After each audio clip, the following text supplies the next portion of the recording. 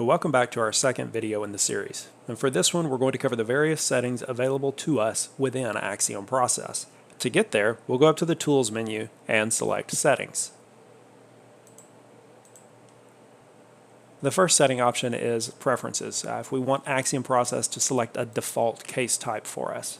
Selecting the drop-down menu, I can see there's a variety of choices here. These would be the same options you have under the Create New Case dialog within AXIOM Process that we'll see in an upcoming video.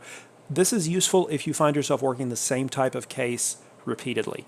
You could select, as an example, let's say we regularly work child exploitation cases. So if I leave that selected, every time I create a new case in AXIOM Process, it will be pre-populated with that default case type of child exploitation. Now, I have the ability to change that on a case-by-case basis, but it can save us a step if, as an examiner, we find ourselves frequently working the same case type. Next, we have some imaging options. The first one is regarding image segmentation for Android images and Drive images. By default, these will be non-segmented, meaning one contiguous file for the acquisition regardless of size. If we'd like to select one of the defaults here for certain optical media, we could do that, or we could select custom and enter a size in gigabytes if we have some specific parameters that work for our particular workflow, maybe for copying or archiving the data. After that, we have some options for image hashing. Now, by default, AXIOM Process is going to calculate a hash value for each of your evidence sources that's being acquired. You could also check the box here to cause AXIOM Process to calculate the hash value of acquired E01 image files, so that if you use AXIOM Process to acquire an E01 image, you can then calculate the hash of the resulting image to ensure that it matches with the source.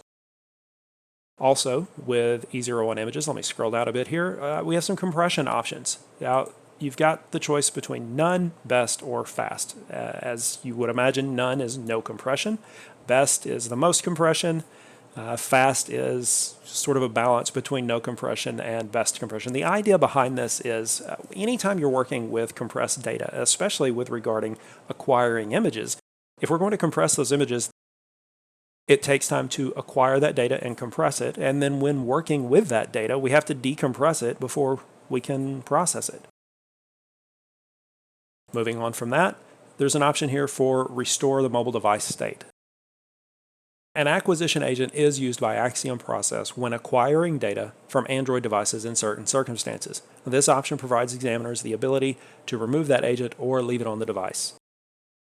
Below that is an option for our cloud acquisition container. You simply choose between an AFF4L or zip container for acquired cloud data. Next, we have some processing options. The first one is for temporary file location. By default, this will be stored in the case folder.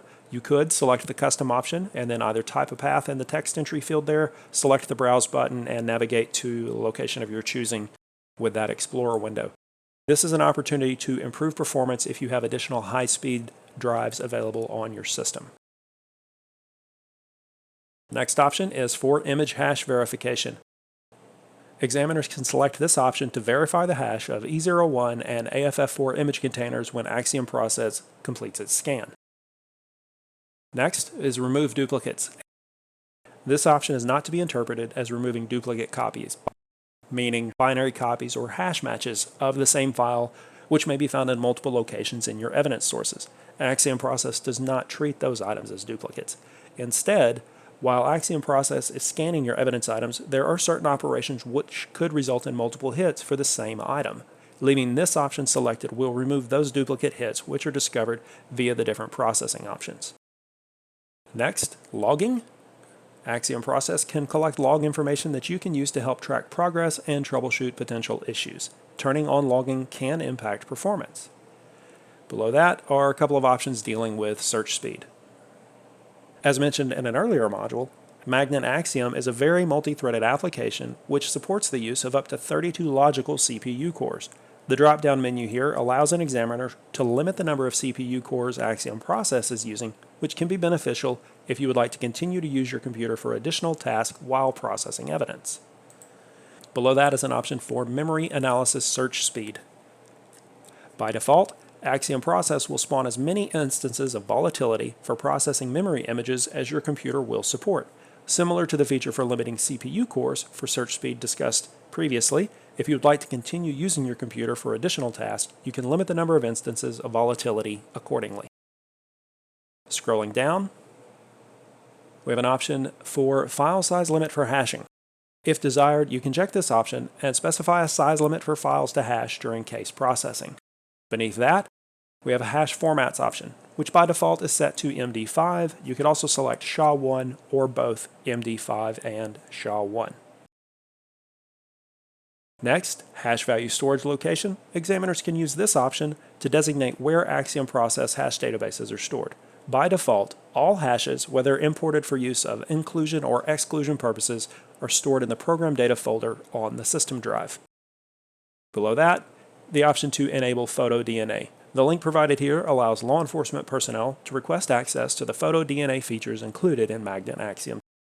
Once completed and photo DNA registration is approved, a code will be returned that is copied into the text entry field shown to enable these features. Scrolling down, AXIOM Process settings. First, diagnostic information. You can choose to share information about how you use the product with Magnet Forensics. While this information can help us improve our products, the type of information that gets sent can include data about how long it took to perform a search and the processing options you used in the search. The information that gets sent never includes actual data from the evidence sources that you search. Below that, software updates. Each time AXIOM Process starts, it automatically checks for software updates. If you turn this option off, you must manually check the customer portal for updates. Passware encryption features. Using a third-party plugin available from Passware Incorporated, AXIOM Process supports the recognition and full disk decryption of drives with a known password or recovery key. When you turn this feature on, future AXIOM Process software updates will also include updates to the Passware plugin. Antivirus software warning. This option allows examiners to decide if they would like AXIOM Process to provide a warning when starting and antivirus software is running. Scrolling down, the section for local area network connection settings. If your agency requires that you use AXIOM Process through a proxy server, you can still use AXIOM Cloud to acquire user account data for several platforms. When AXIOM Process detects a proxy internet connection, it automatically connects to the server using the proxy settings on your computer or prompts you to type your credentials for the server if applicable. The language drop-down lets users select the language for the user interface of AXIOM Process. Finally, product integrations. Currently provides the ability to integrate the Magnet Hash Sets Manager within Magnet AXIOM.